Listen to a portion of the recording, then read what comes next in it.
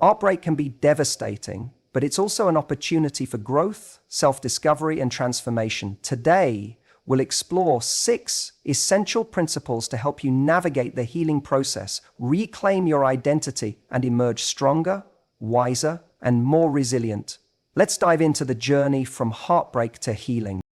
When we're in a relationship, it's natural to seek validation and approval from our partner. We might feel happy when they praise us or make us feel good about ourselves. However, when the relationship ends, we can be left feeling lost and uncertain about our own worth. This is why it's essential to stop seeking validation from others and focus on building our own self-worth.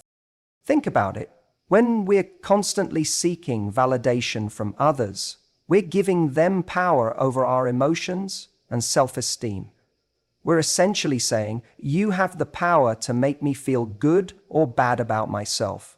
But what happens when that person is no longer in our lives? We're left feeling empty, unworthy, and unsure of ourselves. The truth is, our worth and value come from within. We don't need someone else's approval to feel good about ourselves. When we focus on building our own self-worth, we become more confident, resilient, and empowered. We start to realize that our value isn't defined by someone else's opinion, but by our own self-acceptance and self-love. So, how do we stop seeking validation from others? It starts with recognizing when we're doing it. Do you find yourself constantly seeking reassurance from others? Do you feel like you need someone else's approval to feel good about yourself? If so, it's time to take a step back and reevaluate your behavior. One way to build self-worth is to focus on your strengths and accomplishments. What are you good at? What do you enjoy doing? Celebrate your successes, no matter how small they may seem. This will help you develop a more positive self-peak and reduce your need for external validation. Another way to build self-worth is to practice self-care. Take care of your physical, emotional, and mental health. Engage in activities that nourish your mind, body, and soul. When you prioritize your own well-being, you'll start to feel more confident and self-assured. It's also essential to recognize that you're not defined by your relationship status. You're a unique individual with your own strengths, weaknesses, and passions. Don't let someone else's opinion dictate your self-worth. Instead, focus on building a positive relationship with yourself. When you stop seeking validation from others, you'll start to feel more empowered and confident. You'll realize that your worth and value come from within, and you'll be less dependent on someone else's approval. This is a liberating feeling, and it's essential for building healthy, fulfilling relationships in the future. By focusing on your own self-worth, you'll become more discerning about the people you let into your life. You'll attract people who appreciate and value you for who you are, rather than trying to change or manipulate you. And when you do find someone who loves and accepts you, you'll be able to receive their love and affection without needing it to validate your worth. When we go through a breakup, it's natural to reflect on the relationship and wonder what went wrong. However, one of the most common pitfalls people fall into is idealizing the relationship or the person they lost. We might remember only the good times, forgetting the conflicts, disagreements, or feelings of unhappiness. This can create a fantasy cycle that's hard to break free from.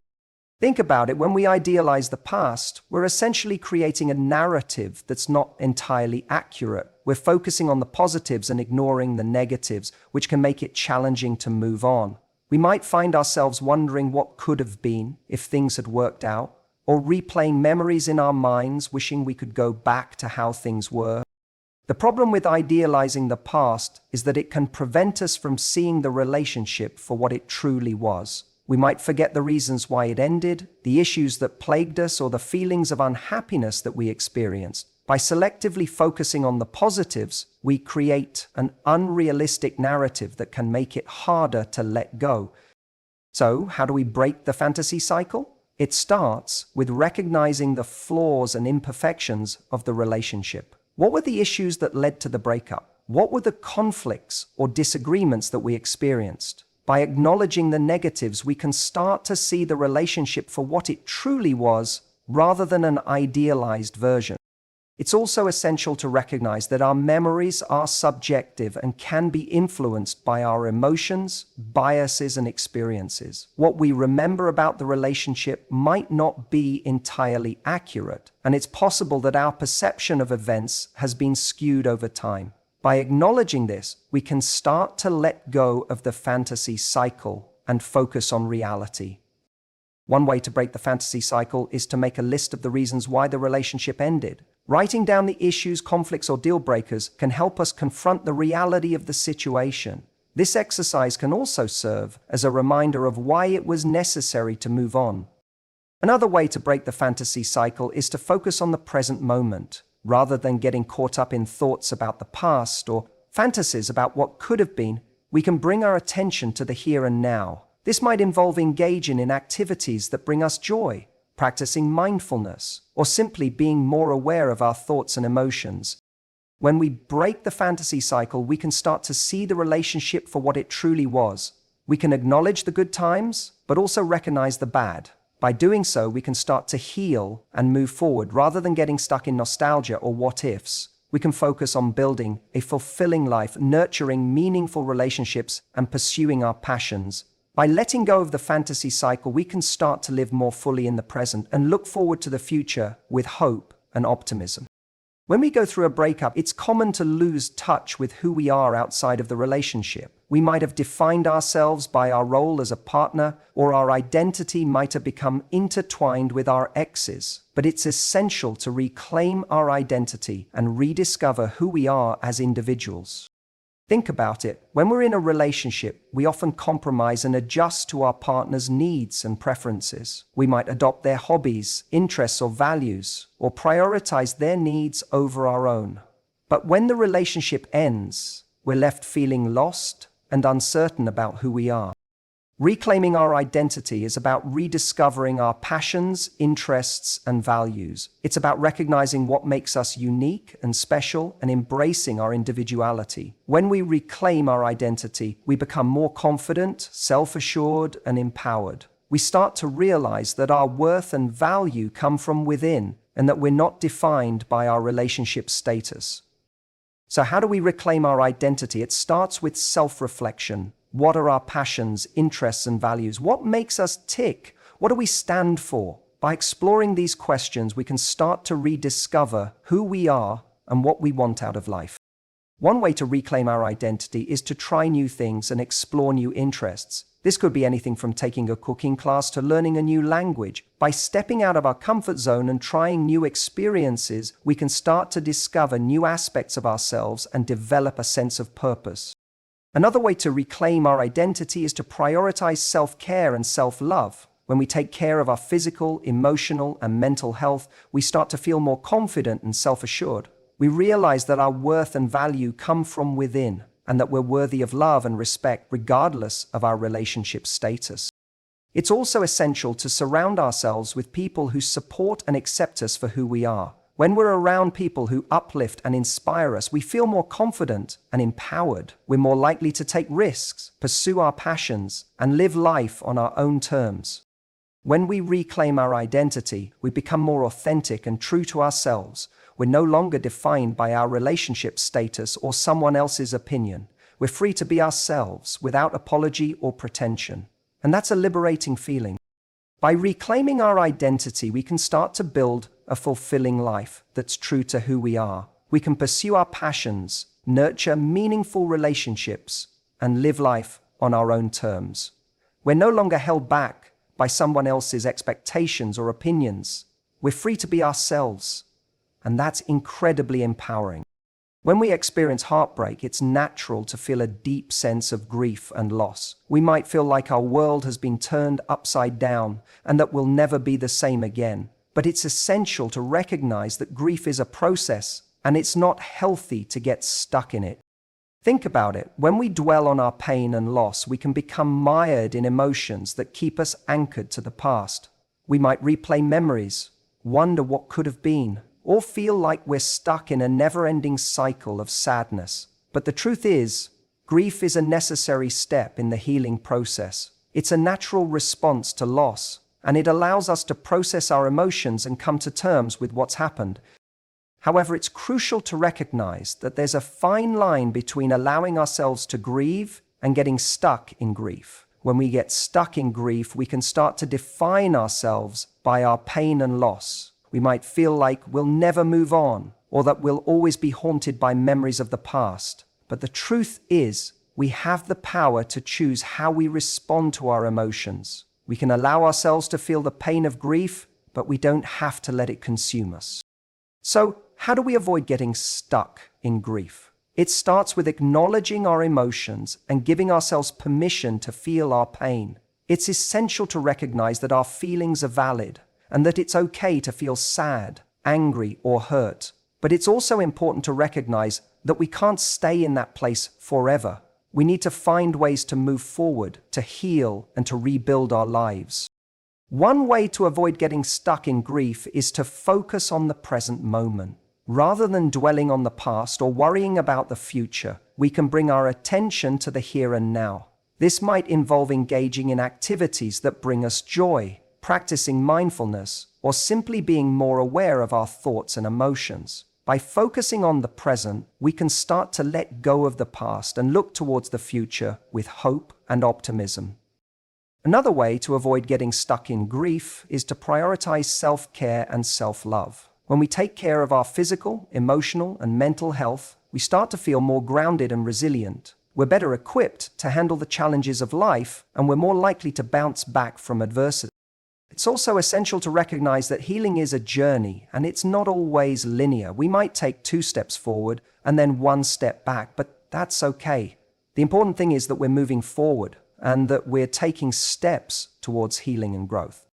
When we don't get stuck in grief, we can start to see the world in a new light. We can start to appreciate the beauty and wonder of life and to find joy and meaning in our experiences. We can start to rebuild our lives and to create a future that's filled with possibility and promise. And that's an incredibly empowering feeling.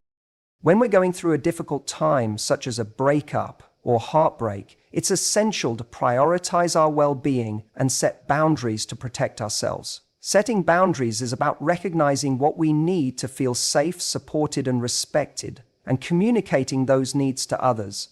Think about it. When we're in a relationship, we often compromise and adjust to our partner's needs and preferences. But when the relationship ends, we might feel like we're losing ourselves or struggling to find our own identity again. Setting boundaries helps us to reclaim our sense of self and prioritize our own needs. So what does it mean to set boundaries? It means recognizing what we're comfortable with and what we're not. It means being clear about what we need to feel safe and supported and communicating those needs to others. It means being respectful of others' boundaries while also prioritizing our own.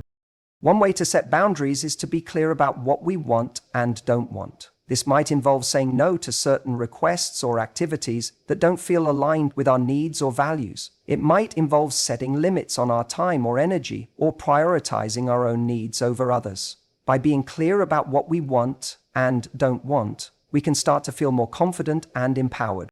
Another way to set boundaries is to prioritize self-care. When we take care of our physical, emotional, and mental health, we start to feel more grounded and resilient. We're better equipped to handle the challenges of life, and we're more likely to prioritize our own needs and well-being. It's also essential to recognize that setting boundaries is not about being selfish or controlling. It's about being respectful of ourselves and others. When we set boundaries, we're communicating our needs and expectations clearly, and we're more likely to build healthy, fulfilling relationships. When we prioritize our well-being and set boundaries, we start to feel more confident and empowered. We're more likely to prioritize our own needs and desires and to build relationships that are healthy and fulfilling. We're more likely to feel safe, supported, and respected, and to live life on our own terms. By setting boundaries, we can start to create a life that's true to who we are. We can prioritize our own needs and desires and build relationships that support and uplift us. We can start to feel more grounded and resilient and to live life with confidence and purpose. And that's an incredibly liberating feeling. When we're going through a breakup or heartbreak, it's easy to get caught up in negative thoughts and feelings about ourselves. We might feel like we're not good enough or that we're unworthy of love. But the truth is, our worth and value come from within. We don't need someone else's validation to feel good about ourselves. Loving ourselves first means recognizing our own worth and value, regardless of our relationship status. It means treating ourselves with kindness, compassion, and understanding, just as we would a close friend. When we love ourselves, we're more likely to prioritize our own needs and desires and to build healthy, fulfilling relationships. So what does it mean to love ourselves first? It means being gentle with ourselves and avoiding self-criticism. It means recognizing our strengths and accomplishments and celebrating our successes. It means taking care of our physical, emotional, and mental health and prioritizing our own well-being. One way to love ourselves first is to practice self-compassion. When we're going through a difficult time, it's easy to be hard on ourselves. We might beat ourselves up over mistakes or perceived shortcomings. But self-compassion is about treating ourselves with kindness and understanding, just as we would a close friend. By practicing self-compassion, we can start to feel more gentle and supportive towards ourselves. Another way to love ourselves first is to prioritize self-care. When we take care of our physical, emotional, and mental health, we start to feel more grounded and resilient. We're better equipped to handle the challenges of life, and we're more likely to prioritize our own needs and well-being. It's also essential to recognize that loving ourselves first doesn't mean being selfish or narcissistic. It means being aware of our own needs and desires, and prioritizing them in a way that's healthy and respectful of others. When we love ourselves, we're more likely to build healthy, fulfilling relationships and to live life with confidence and purpose. When we love ourselves first, we start to feel more empowered and confident. We're more likely to prioritize our own needs and desires and to build relationships that are healthy and fulfilling. We're more likely to feel safe, supported, and respected, and to live life on our own terms. By loving ourselves first, we can start to create a life that's true to who we are. We can prioritize our own needs and desires and build relationships that support and uplift us. We can start to feel more grounded and resilient and to live life with confidence and purpose. And that's an incredibly liberating feeling. Healing from heartbreak requires a journey of self-discovery, growth, and empowerment. By stopping the pursuit of external validation, breaking the fantasy cycle, reclaiming your identity, avoiding getting stuck in grief, setting boundaries, and loving yourself first, you can transform your heartbreak into an opportunity for personal growth and renewal. Remember that healing is a process, and it's okay to take your time. Focus on nurturing a positive relationship with yourself, and trust that you'll emerge stronger, wiser, and more resilient. Your worth and happiness aren't defined by someone else. They come from within. By prioritizing your own well-being and growth, you'll be well on your way to creating a brighter, more fulfilling future for yourself.